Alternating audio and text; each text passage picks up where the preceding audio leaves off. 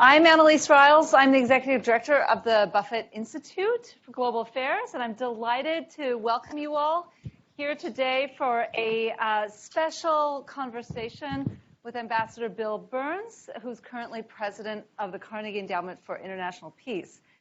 So Ambassador Burns joined Carnegie after a 33-year diplomatic career in the U.S. Foreign Service, where he holds the highest rank as career ambassador. He's only the second serving diplomat in history, U.S. history, to become Deputy Secretary of State. Throughout his distinguished career, Ambassador Burns has served in many parts of the world, including Ambassador to Russia from 2005 to 2008, and Ambassador to Jordan from 1998 to 2001.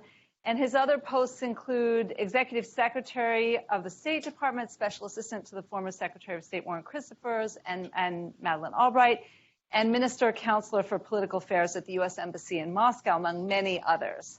His accolades include 3 Secretary's Distinguished Service Awards and highest civilian honors from the Department of Defense and U.S. intelligence community. Today, Ambassador Burns is here to share with us some of the lessons of his remarkable career of service that have inspired his eloquent memoir, The Back Channel.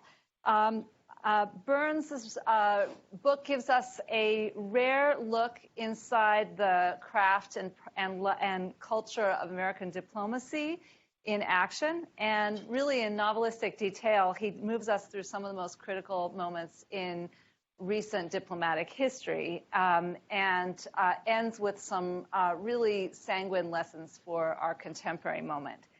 So we're really delighted to have you here, Bill, and want to emphasize what an honor it is to have you at Northwestern, and look forward to your conversation. So maybe we can just dig right in and ask you, maybe if you could just begin by explaining a little bit about why you decided to write the book and why you thought we needed to know this history right now. Well, sure. Well, it's great to be here with all of you. Thanks so much for hosting me. I mean, I guess I wrote this book for 2 purposes, both as a memoir and as an argument. The memoir is pretty straightforward. I mean, as many of you know, most Americans don't have a lot of occasion to pay attention to career diplomacy or to American diplomacy in general. And what I tried to do is to bring that profession to life for a wider audience. And I think the way you do that is through narrative and stories, to try to make real for people what it is to be a diplomat, especially serving overseas. Diplomacy may be one of the world's oldest professions, but it's also, I think, one of the most misunderstood. It does oftentimes operate in back channels, kind of out of sight and out of mind. I was very lucky over almost 3.5 decades as an American diplomat to play a modest role in some of the most significant episodes in American foreign policy towards the end of the Cold War, and then since the end of the Cold War as well. Along the way, I encountered a kaleidoscope of foreign personalities, from Vladimir Putin to Muammar Gaddafi, and I found, as both a diplomat and an author, if you can't get color from personalities like that, you need to find a different profession. But I served early in my career in the first Bush administration, George H.W. Bush, when Jim Baker was the Secretary of State. A hugely transformative moment for America in the world with the end of the Cold War. I know it sometimes seems like ancient history, especially to students in the audience, but it was a fascinating intersection of hugely important changes on the international landscape, as well as a group of statesmen who understood, as well as any of the 5 presidents and 10 secretaries of state that I served over the years, how to balance ends and means, take advantage of opportunities, but be careful about overreach, which is a congenital problem, I think, in American foreign policy, in my experience. And then served through the evolution of Russia, from Boris Yeltsin's Russia in the 1990s, a Russia that was flat on its back economically and politically, returning as ambassador to Russia a little more than a decade ago, Vladimir Putin's Russia, a much different place. Putin, in my experience, always a very combustible combination of grievance and ambition and insecurity. And then, served through the biggest tragedy, I think, and most tragic mistake that any of us made in American foreign policy during the course of my career, which was the war in Iraq in 2003. I ran the Middle East Bureau for Colin Powell in the State Department in those years. And we're still living with the consequences of that mistake, I think, in a lot of ways. Then served as the number 3 and number 2 in the State Department through the turbulence of the Arab Spring in the last administration and the Obama administration. And then led the secret talks with the Iranians on the nuclear issue through all of 2013, which laid the foundation and provided the framework for the comprehensive nuclear agreement, which also seems like ancient history now since it was ditched, a year and a half ago by the current administration. And then, especially over the last decade or so that I was a career diplomat, served through the momentous rise of China, the rise on a slower trajectory of India. So I was extraordinarily lucky through all that period. The argument part of the book is pretty straightforward also, and that is that, over those almost 3.5 decades, I've never seen a moment where diplomacy mattered more to the United States on the international landscape, in the sense that today, 2020, we're no longer the only big kid on the geopolitical block, especially with the rise of China. We live in a world, we're trying to navigate a world which features not only major changes in the balance of power amongst big influential states on that landscape, but also major political, economic, environmental, and technological transformations as well, beyond the capacity of any one state to deal with. And then not least, a third feature are major uncertainties amongst lots of us as Americans about America's role in the world, and a pretty big disconnect, to put it diplomatically, between people like me, card-carrying members of the Washington establishment, and lots of American citizens who, when we preach the virtues of disciplined American leadership in the world, don't really need to be persuaded about the importance of American engagement in the world, but are pretty skeptical about the discipline part for many of the reasons that I mentioned before. So on that landscape where diplomacy ought to matter more, I've also never seen a moment where American diplomacy is more adrift than it is today. With the hollowing out of my old institution, the State Department, over the past 3 years, which has accelerated, it didn't invent, but it's accelerated a drift, I think, in American diplomacy since the end of the Cold War. And I think we're going to pay a price as a society for that hollowing out of institutions. And it's not unique to the State Department. It's true also in the Justice Department today and the U.S. intelligence community. In lots of places where, in my view anyway, the danger is not a deep state, of people who are running around conspiring against an elected leadership.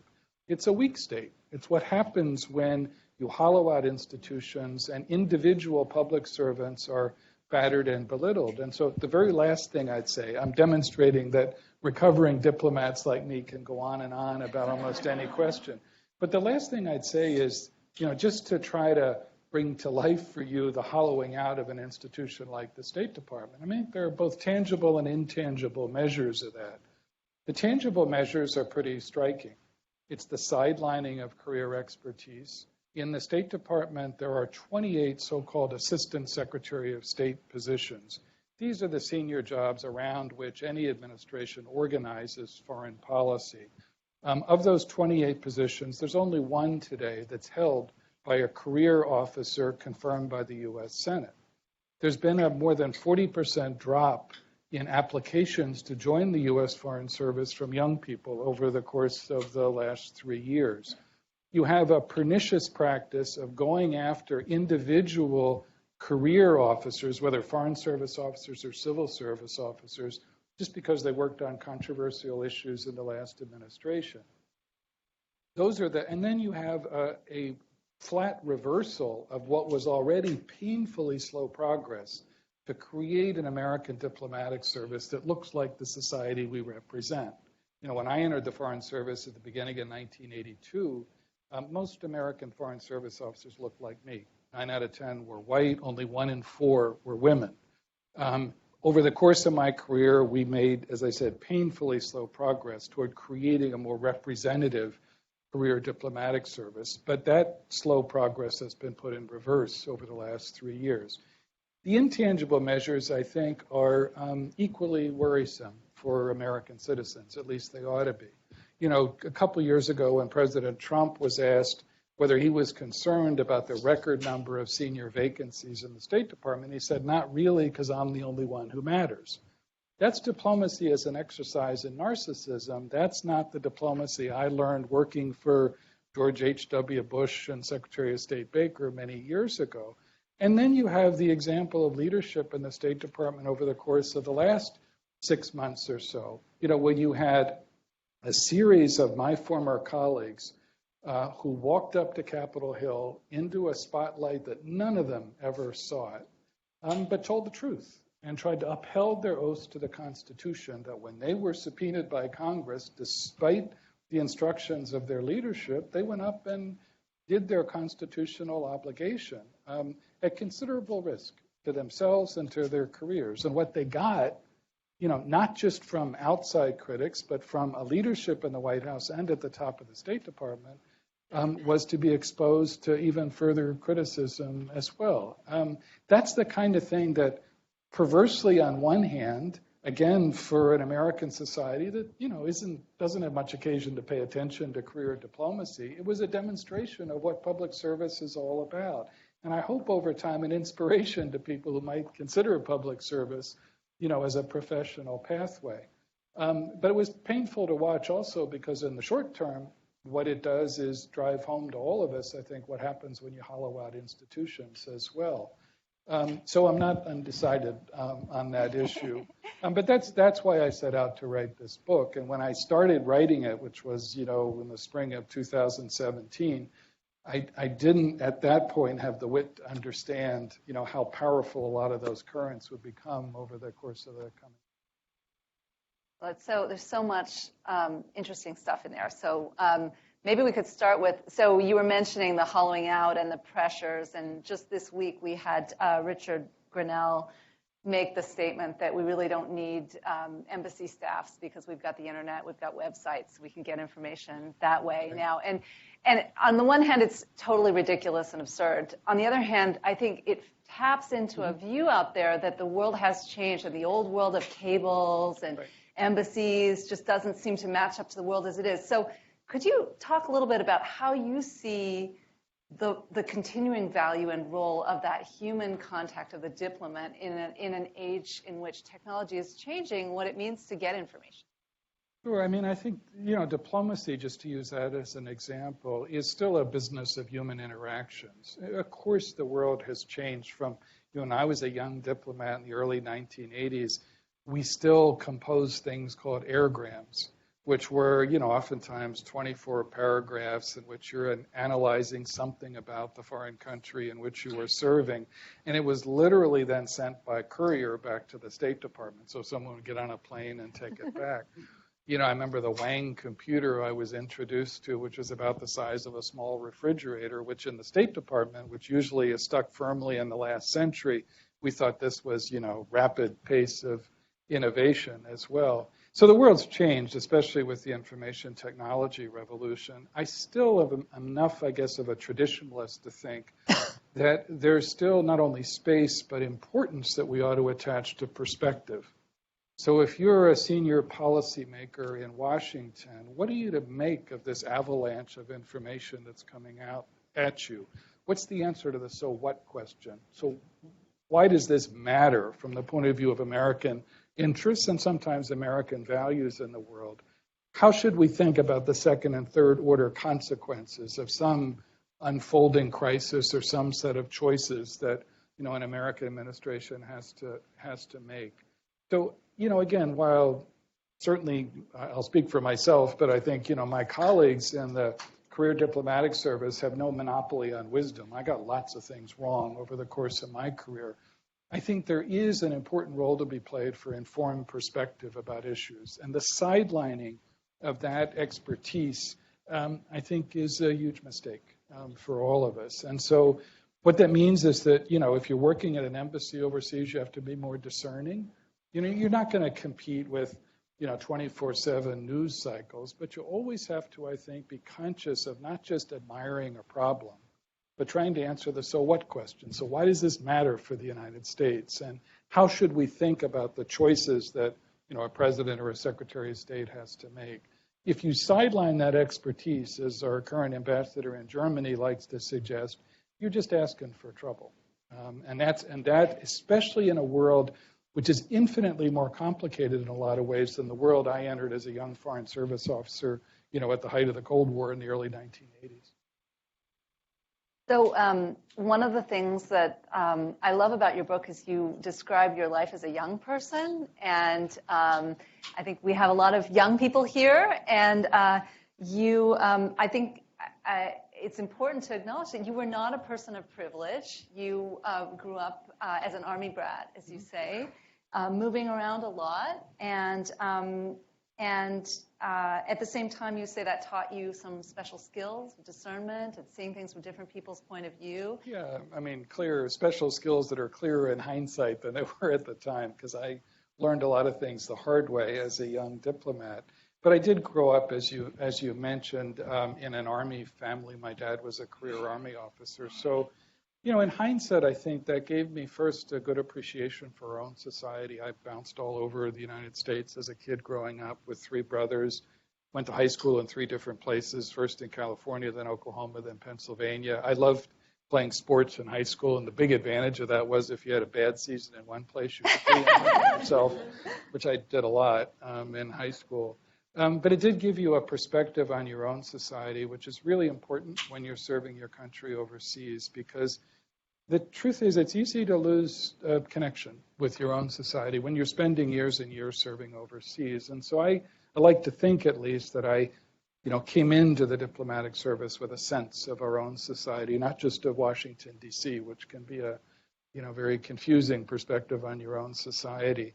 So what advice would you give? I mean, your young self, or a young person who, like you, doesn't have all the connections, but who wants to serve their country. What advice would you have about how to prepare yourself or how to go about this? Yeah, I mean, I'll just look at the Foreign Service and diplomacy in particular. And also the reality is that compared to almost 40 years ago now, when I entered the Foreign Service, there are lots more opportunities to work in international affairs than there were then. It's not just in public service, it's in non-governmental organizations, international institutions as well.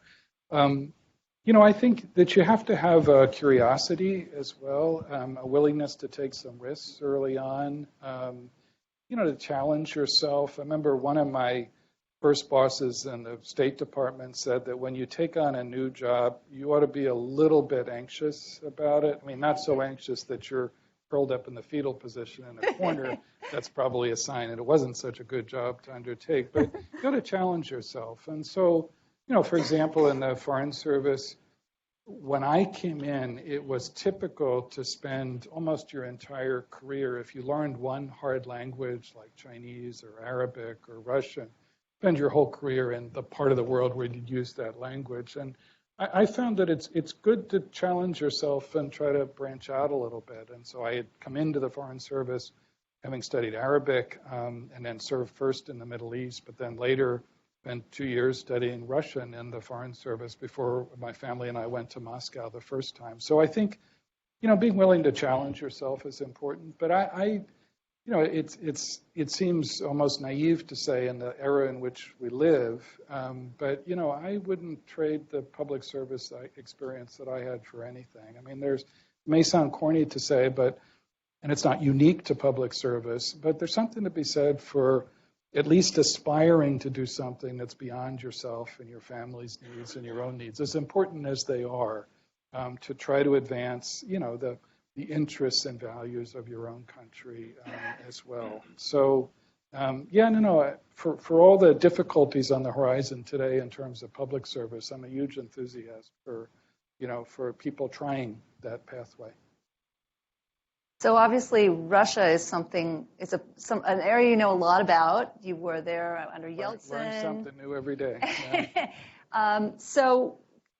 Maybe could you talk a little bit about your experience with Putin, and given that, what your thinking is about what the U.S.'s best strategy is now post-Syria, post-interference in the election, and so forth? Yes, a nice, easy question. I mean, I vividly remember my first encounter as the newly arrived U.S. ambassador in Moscow with Vladimir Putin, president of Russia. This is August of 2005. The first meeting takes place in the Kremlin, which is a place, as a number of you, like Ambassador Kelly knows very well, is built on a scale that's meant to intimidate visitors, especially newly arrived American ambassadors. So you walk down these long corridors through these huge ornate halls, and at the end of one huge ornate hall, there are these two-story bronze doors. And so you're kept waiting in front of the doors for a few minutes just to let all this sink in. Then the door cracks open, and out comes Vladimir Putin, who, despite his bare-chested persona, is not that intimidating in the flesh. He's about 5'6", even with lifts in his shoes. But he carries himself with great self-assurance. So he comes through the door, and before I got a word out of my mouth, says in Russian, "You Americans need to listen more. You can't have everything your own way anymore. We can have effective relations, but not just on your terms."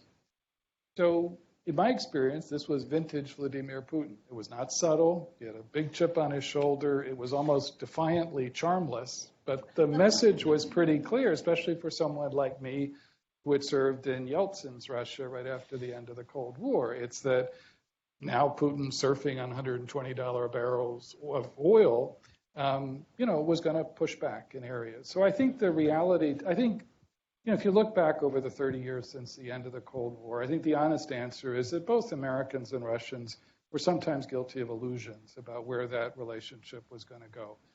Americans, I'll just speak for myself, I think early on after the end of the Cold War, liked to think that Russia was just going to have to get comfortable being the junior partner of the United States. And, as Americans, we pride ourselves on our exceptionalism. Russians have at least as an exceptional view of their role in the world, too. So that was always going to be an uneasy, I think, kind of illusory concept. And Russians as well. I mean, especially you see this in the pugnacity of Vladimir Putin, have their own illusions. That the only way in which Russia can create space for itself on the international landscape is to chip away at an American-led order. It's also convenient because it enables Putin to justify a very politically repressive system at home by pointing to the enemy at the gate.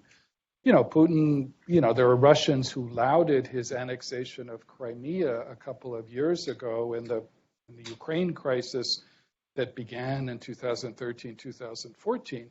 I don't think historians are going to be very kind to that. I mean, Russian historians, because the truth is he swallowed up 2.5 million Crimeans, but he's ensured that the other 42 million Ukrainians never again want to accept a predominant Russian influence on Ukrainian choices.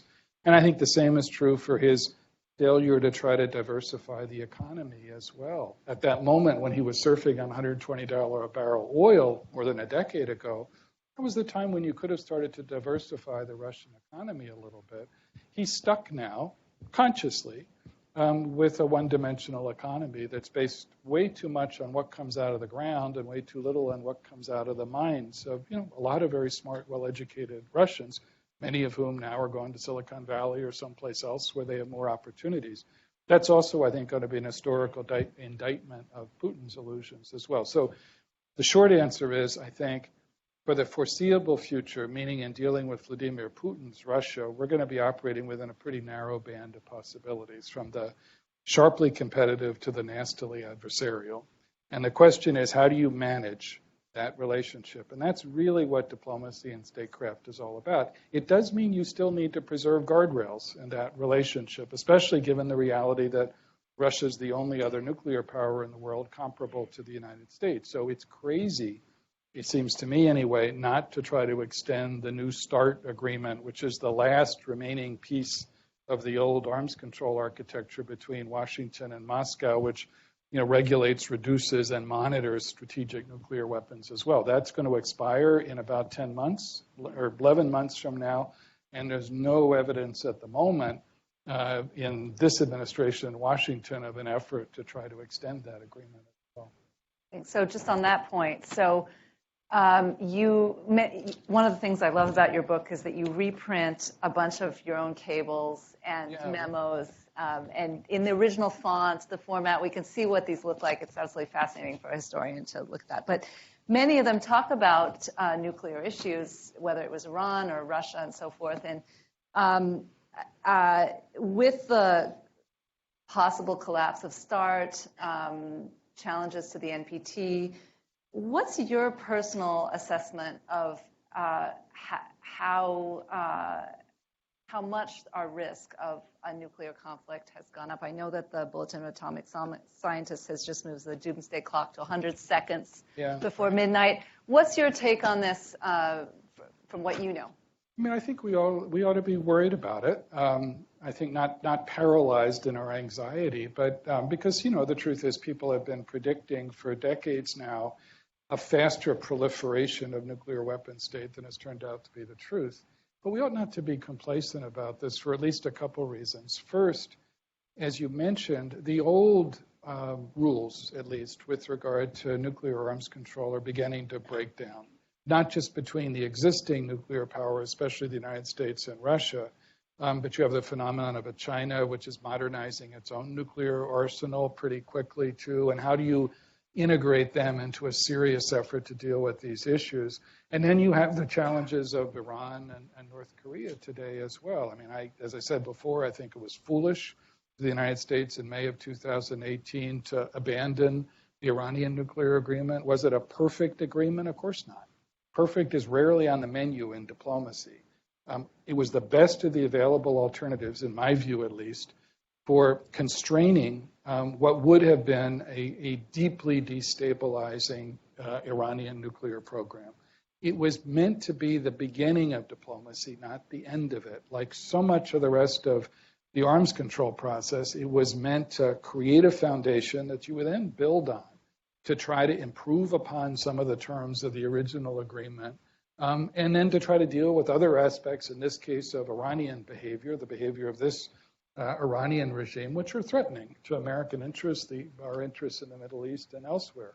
But throwing that aside and substituting for it a policy of so-called maximum pressure can do an awful lot of damage to the Iranian economy. That's true. But I always found in diplomacy that maximum pressure untethered to realistic goals is a prescription for collisions. If the assumption is that you want to do a new improved nuclear agreement, that's a conversation you can have with the Iranians.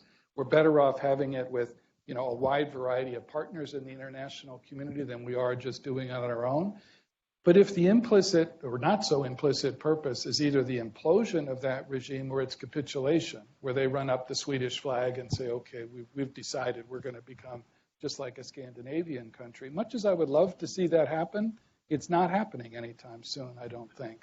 And so that's a prescription for collisions. I mean, that's a form of what people sometimes call coercive diplomacy, when you're using all the leverage that you have to produce a diplomatic outcome, a form of coercive diplomacy that's all coercion and no diplomacy. And that's a problem.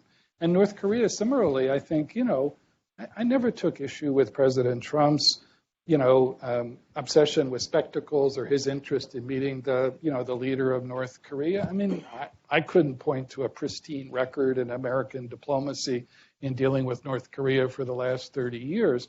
But the problem is when all it is an obsession with spectacle, and the notion that diplomacy is just about building, relationships with foreign leaders and getting along with them, you're also asking for trouble, because there's no evidence at all that this North Korean leader is interested anytime in the foreseeable future in giving up a nuclear arsenal, which he sees, wrongly or rightly, as critical to his security, to his stature, to his survival. So then the practical question is, okay, how do you use the pretty significant leverage the United States and other players have to limit the dangers, to put yourself in a position where you're better able to deter that kind of a challenge? And I don't think we've really grappled with that today either. And then the last thing I'd say on arms control, to answer your question, is that the really disturbing new phenomenon is the entanglement of existing nuclear phenomena, military as a military instrument, with new technologies. So it's advanced conventional weapons, hypersonic missiles that move, at 20 times the speed of existing missiles now. It's the use of cyber instruments to attack nuclear command and control systems. It's the way in which artificial intelligence can be harnessed to disrupt what were at least more or less kind of predictable patterns in nuclear modernization. And all of those things are going to force us to reinvent the way in which we think about arms control as well. And yet very little of that thinking is going on today, I don't think, in Washington. Okay, so finally, I want to ask you about populism and nationalism in the U.S. and abroad. So although you're critical of Trump and so forth in the book, I detect a little bit of critique also of the foreign policy establishment for not perhaps doing enough to reach out to American citizens and explain the craft of diplomacy. And in a sense, I suppose that's the project of the book, to do some of that. To what extent do you think that perception that, let's call it internal diplomacy, has to be as important as external diplomacy, is now recognized? And what do we do about this, the disconnect between the globalist elite and everyone else? Well, I think first is to be honest with ourselves that, we in the Washington establishment, card-carrying members like me, need to be honest about our own conceits, the things that we've gotten wrong, the assumption, whether it's on trade agreements, that globalization was a kind of unalloyed good, and that you didn't need to take as carefully into account, as I think has become clear in recent years, people in parts of society who are disadvantaged by globalization, that we didn't think as carefully as we should have about the downsides of the revolution in technology and the need for governments and for citizens outside government to think about, ways in which you can create a system of rules which are going to maximize the benefits and minimize the downsides as well. But as much as anything, it's a challenge of communication. I mean, the conceit oftentimes in Washington, across administrations of both parties, is kind of a condescending one. It's that, we're the experts, we know best. And, we've demonstrated, I mentioned Iraq in 2003, was also true in the global financial crisis a few years later, have demonstrated that we don't exactly have a monopoly on wisdom. And it also means, reaching out beyond sort of traditional circles as well. When I came into the Foreign Service, again, almost 40 years ago, diplomacy was essentially a business of governments dealing with governments. One of the things that changed profoundly over the course of my career is that diplomacy, of course, had at its core governments dealing with governments, but it was also about connecting societies with one another and a proliferation of players, in a good sense, in our own society and other societies around the world who had a stake in a lot of these issues. Whether it's elected officials like governors or mayors in the United States, many of whom have their own considerable stake in attracting foreign investment or trade, or university leaders, NGOs, labor leaders, civil society activists as well. And so it both complicates the landscape in a sense, if you're sitting in a place like the State Department, but it also creates some opportunities that you have no choice but to try to take advantage of if you want to begin to reduce that disconnect in our own society. Because otherwise, it's going to get worse and worse. And it's not just a function of Donald Trump. I mean, you see a lot of the same pissed off voters right now are, going to be attracted to Bernie Sanders or to others. So it's not so much a partisan political issue. It's a very real disconnect, and it's reflected in the wider mistrust, I think, of institutions that you see across our society, and you see in lots of other parts of the world. I mean, we live in a moment where you see political nervous breakdowns on both sides of the Atlantic right now as well, and the capacity of leaderships and citizens to govern better is really going to shape whether democracy has a future. I firmly believe that it does, but you got to be honest about our failings, I think, in order to help accomplish that. And I suppose that is a beautiful statement of why institutions like the Carnegie Endowment for International Peace or the Buffett Institute are so critical at this moment. I agree. Okay, so let's open this up to questions. And Dylan, do you have a microphone for folks? Yes, so just questions? Please. I'm really grateful for the opportunity to ask this question to a person in your position. At what point did you recognize that the war in Iraq was going to be a disaster? Well, it wasn't a unique insight on my part. I was running the Middle East Bureau in the State Department by, a number of officers. Ryan Crocker was one of them, who then went on to serve in, the hardest places around the world that we had, who had learned the hard way in Lebanon in the early 1980s what it means when you stumble into a conflict where you really don't understand very well the dynamics of another society and the consequences of your action, especially on the day after you take military action. So I remember the most depressing single brainstorming session of my career as a diplomat was one afternoon in the summer of 2002, when Ryan Crocker and me and another of our colleagues in the Near East Bureau sat down and tried to list all the things we thought could go wrong after a successful military toppling of Saddam Hussein. And we ended up with 11 single-space pages, a memo that we called The Perfect Storm, which went to Secretary Powell, and he used in conversations he had with President Bush and others. And you reread it years later, we got it about half right. There were some things we correctly identified, like what would happen when you took the lid off a society, a deeply repressive and brutal leadership on the part of Saddam Hussein. What was going to happen when all these latent sectarian, ethnic, tribal conflicts spilled out? What would that mean for the United States, which would in effect own the consequences of that military action? To this day, I'm not sure whether I took a strong enough personal stand on that issue. As a career public servant, you're not infrequently faced with choices like this. It's an honorable decision to make to resign when you can't, in good conscience, carry out a policy that's been set by people who were elected to set policies. There were about 24 of our colleagues in the State Department who resigned in the early 1990s over a policy in the Balkans and Bosnia, because they just couldn't, in good faith, carry out those policies. There are only 3, as I recall, in the run-up to the war in Iraq, and none of them in the Middle East Bureau. I think there is, and again, I'm uncertain of this in my own mind to this day, but I think there is, an honorable argument to make for serving within a disciplined system, which means that you don't get to run out and tell the New York Times all of your concerns. Any government needs to have disciplined public servants, whether it's the U.S. military, where if you're a battalion commander and you get a lawful order, you can't say, well, I'd rather turn right than turn left. Similarly, in the State Department, but you do have an obligation, if you're going to make that honorable choice, to be honest within the system about your concerns. And that's what we tried to do, however imperfectly then. The thing that worries me today is that a lot of that has been beaten out of a system.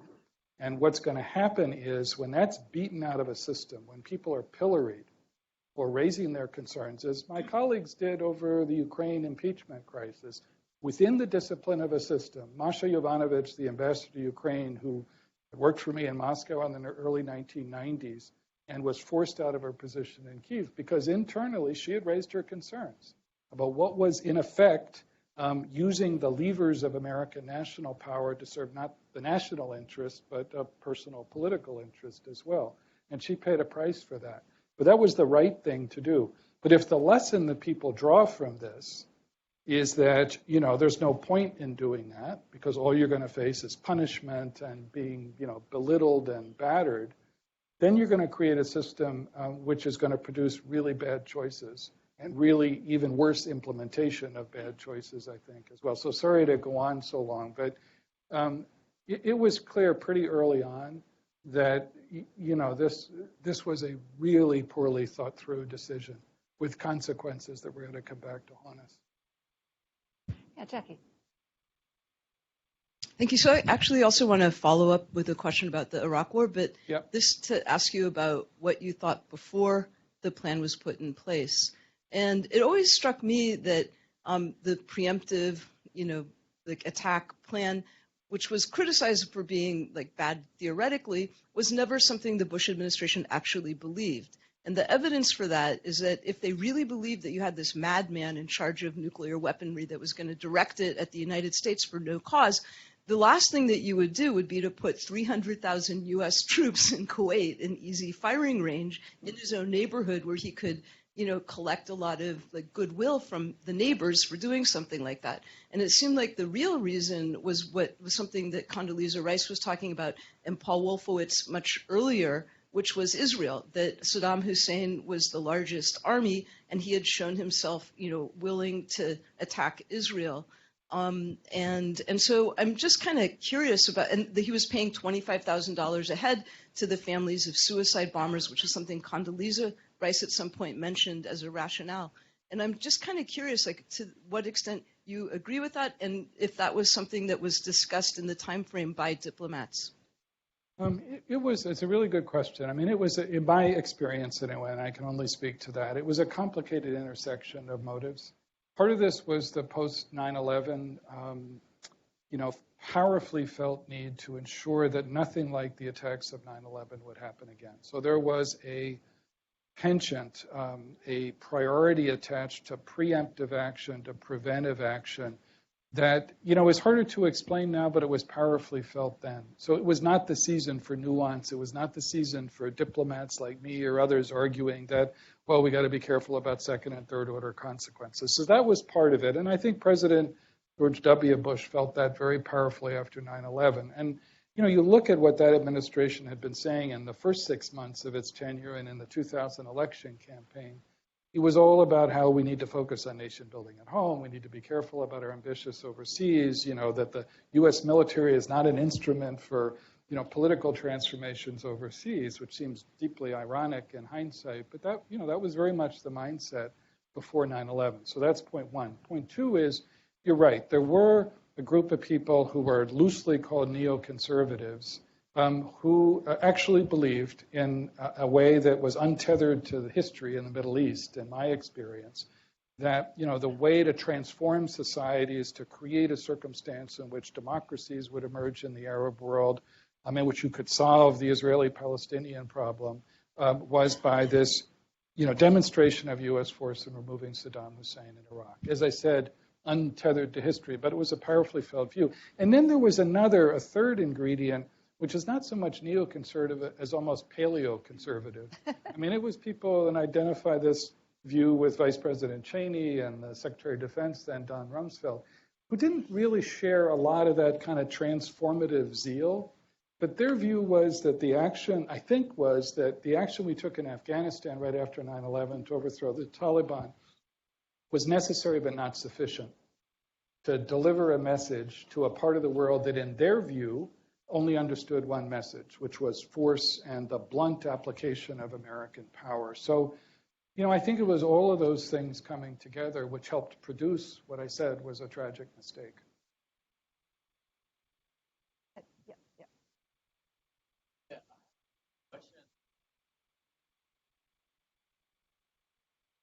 So relating to, what's your name, sorry? So relating to Jackie's point, I was just thinking, how then the U.S. foreign policies sort of like get influenced by the dynamic of, inter-organizational interaction. For example, the case of 9/11 is sort of like, well, like it or not, like it's sort of like, to my understanding, is kind of the dynamic interaction between FBI and CIA to define the foreign threat, and therefore like a sort of like shaping what sort of like a foreign intervention that the United States had to do, before the 9/11, and how then the approaching to the Osama bin Laden sort of like issue. So my question is that, like, in your experience, like, how then the foreign, like a diplomats as the extension of the United States in the foreign soil, sort of a deal with the inter-organizational dynamic, within the system itself? Yeah, well, in my experience, systems are made up of human beings.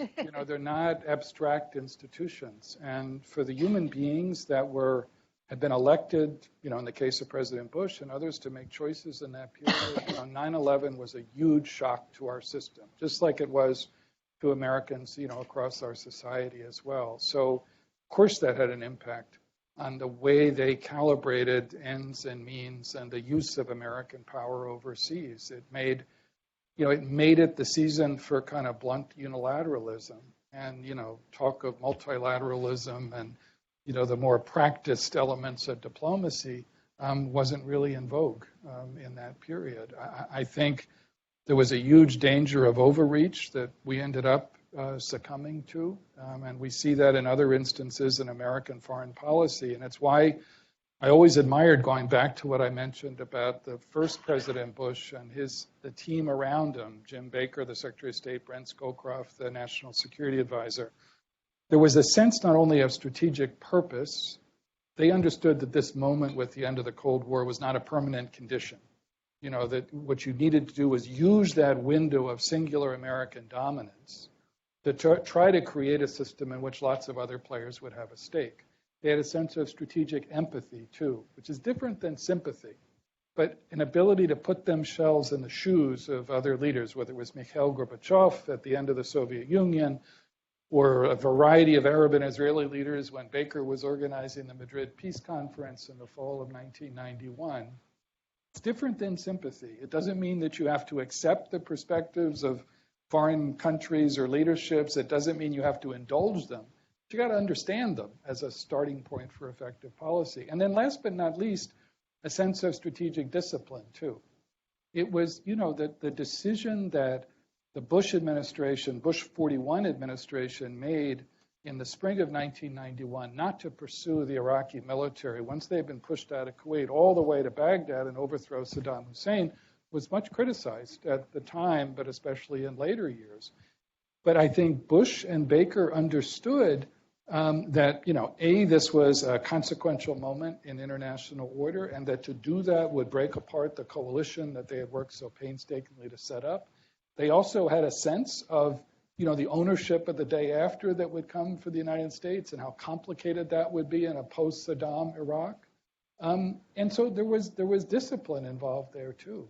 The one other discipline thing on Baker that just reminds me of a story that is about a different kind of discipline, but I used to travel with Baker on the 9 trips he made to the Middle East in the run-up to the Madrid Peace Conference, when for the first time he brought together Arabs and Israelis around a common negotiating agenda in the fall of 1991 after Desert Storm. And people in hindsight, it looks like this was all foreordained. It wasn't at the time. Baker, outside his office in Houston today, has a whole wall full of newspaper cartoons, all of which were poking fun at him, that he was Don Quixote tilting at windmills. This was never going to amount to anything. But the discipline part, which was most memorable, was I remember one meeting that Secretary Baker had with Hafez al-Assad, who was the then bloody dictator of Syria, the father of the current bloody dictator of Syria, in Damascus, which went on for 9 hours straight. It was the longest single meeting I ever sat through.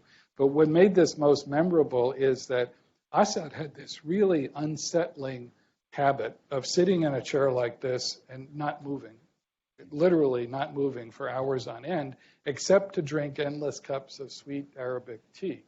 So Baker, ever the competitive Texan, was going to not move and match him cup for cup. So 4 hours into this 9-hour meeting, our then ambassador in Damascus, a wonderful diplomat, cracked, walks over to Baker and whispers in his ear that he had an urgent phone call to make. He had urgent business, but it was not a phone call. And then, Baker and Assad spent the next 30 minutes, talking about bladder-challenged American diplomats. But Baker was very disciplined, not just in his personal self-control, but also in his, in his capacity for hard-nosed diplomacy, too. So sorry to go off on a tangent. Okay, right here. Go ahead. Hey.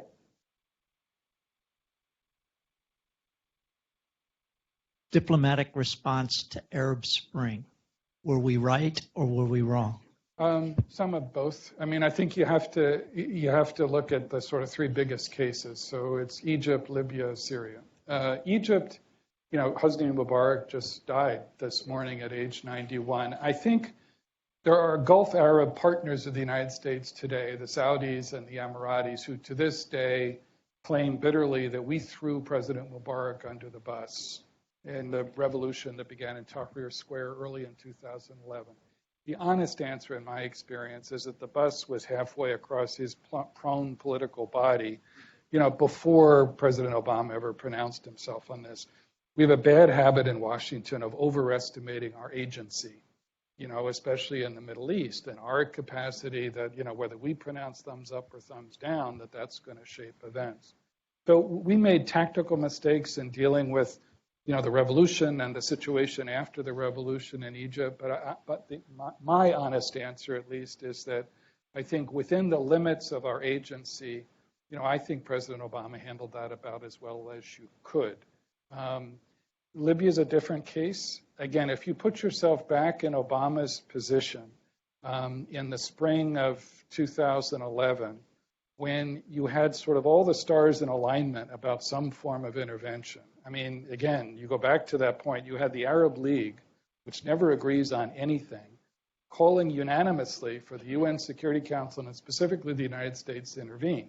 Now, this was not least because nearly everybody around that Arab League table at one time or another had been the object of Gaddafi trying to off them. So, they had a particular stake in this issue.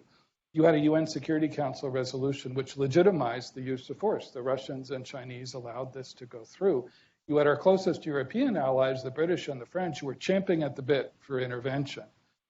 So if you put yourself back in President Obama's shoes, it would have been hard not to intervene in some way because there was, in my view anyway, the very real prospect that you were going to see tens of thousands of innocent Libyans massacred in Benghazi, the main Libyan city in eastern Libya. I did not doubt. I mean, I had dealt with Gaddafi over the previous 15 years. I led another set of secret talks with Gaddafi just after 9/11, when we eventually persuaded Gaddafi to get out of the business of terrorism, to pay compensation to the families of the victims of his terrorist atrocity in Pan Am 103 when a jetliner was shot down over Lockerbie, Scotland, and then to give up what was then a rudimentary nuclear program as well. I divert for just a second on Gaddafi because he was the most peculiar foreign personality I ever dealt with. I remember during that spate of secret talks, I'd have to go meet with him in Libya, and his prime time for meeting was usually 3:00 in the morning, which is not my prime time as a diplomat. But I remember one time meeting him out in this old army tent in the middle of the Libyan desert, hours outside Tripoli, the capital. And it's furnished not ostentatiously, but with white plastic lawn furniture. And so there, Gaddafi and I sitting for, 3 or 4 hours that night.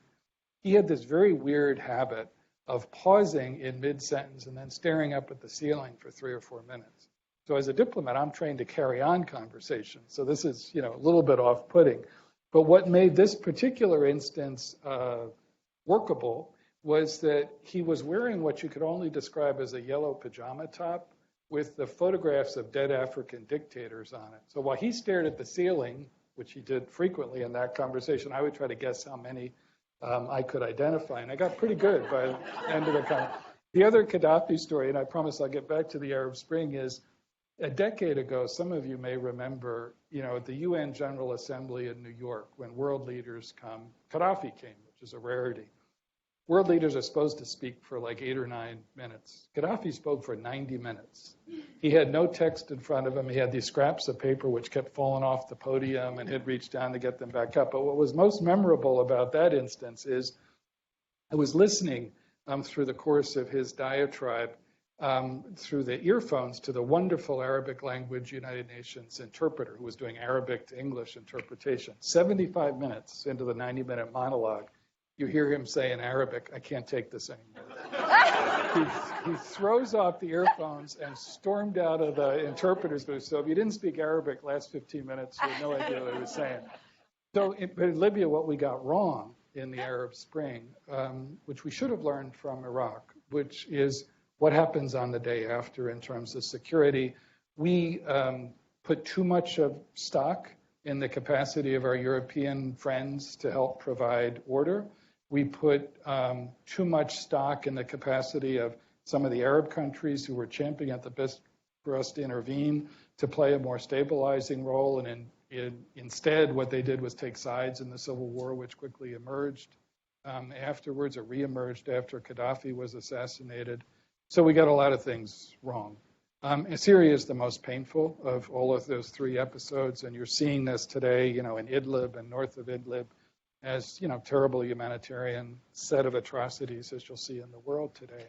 I think what we got wrong was the balance of ends and means in Syria again. I think, we pronounced ourselves, in President Obama's case, reluctantly, because he was always very rightly concerned about the dangers of sliding down a slippery slope to yet another large-scale American military intervention in the Middle East. But there probably were moments that we missed early on when the more careful application of some force could have given us a stronger diplomatic hand and might have enabled, there are no certainties in this, a way of avoiding some of the worst of the human catastrophe that later emerged.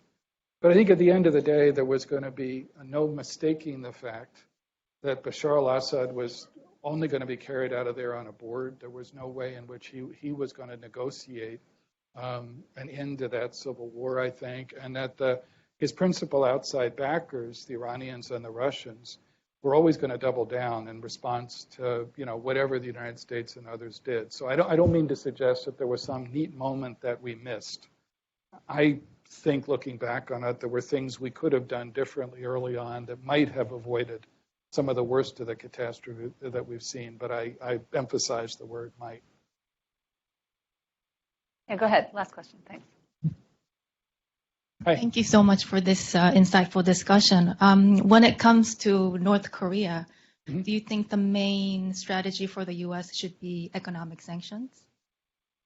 I think economic sanctions are a tool of diplomacy. They're not an end in themselves. I think we've, in the last 10 or 15 years, we've gotten into some very bad habits with economic sanctions. Sometimes I think as a tool in a wider strategy, they've been quite effective. They were in Libya in that instance after 9/11 of American diplomacy I mentioned. I think they were in Iran before we produced the nuclear agreement. The fact was that when we began the secret talks with the Iranians in early 2013, the value of their currency had dropped by 50%, their oil exports had dropped by 50%, their minds were focused. But it wasn't an end in itself. And so the question, I think, with regard to the North Korean nuclear and missile dilemma is, how should we use that economic leverage as part of a wider strategy? And as I suggested before, we need to work very carefully with our closest allies, those with a huge stake in this, South Korea in particular, but in Japan as well. We have to work as effectively as we can with the Chinese simply because they hold a lot of the cards in regard to, how that economic leverage is going to be used.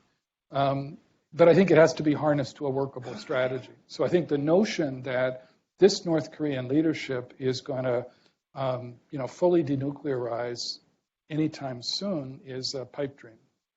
So the question is, what, if anything, can you do diplomatically to make use of that leverage to at least limit the dangers? And here, this wouldn't be a popular thing to say in this administration, but you almost could take a page out of the book that we used with the Iranians going back 6 or 7 years, which was to start with an interim agreement that, reduces, limits, a nuclear threat. And of course, in the case of Iran, they didn't have a nuclear weapon then. They still don't today. North Koreans have a pretty significant arsenal, but which limits that threat, which imposes or negotiates quite significant verification and monitoring procedures, which I think would make, in dealing with North Korea, would make people nostalgic for dealing with the Iranians, because it'd be very, very difficult to get this leadership to agree to that. But that would be a pretty significant step forward if you could do that. Again, preserving the aspirational goal of a fully denuclearized North Korea, but not assuming that you're going to do that in one neat step, which I don't think is likely to happen. And that's I think been the problem in some ways in the way in which this administration has looked at its use of economic sanctions in dealing with North Korea. So unfortunately, we have to stop, but Ambassador Burns has kindly agreed to sign books, and we are offering books to the first 30 people who came today, and if you brought your own copy, he'll probably sign that as well. Sure. But before we do that, we really need to thank you for really forthright and